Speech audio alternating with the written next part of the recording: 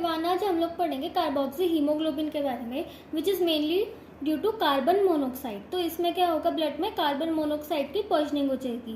Carbon monoxide combines with haem moiety of the Hb at same position of oxygen in Hb molecule and its affinity is 210 times greater than oxygen, means oxygen की जगह carbon monoxide haem के साथ bind करेगा।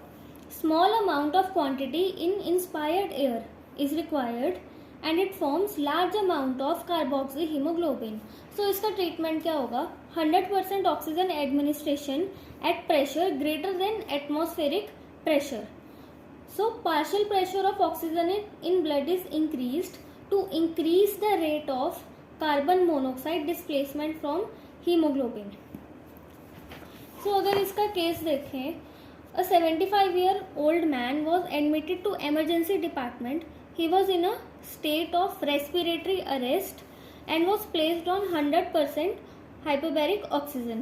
He was pale, lethargic, disoriented, blood pressure was increased, pulse increased, temperature 96.2 Fahrenheit, oxygen saturation was 80%, history of smoking, and COHB, carboxyhemoglobin was 49%.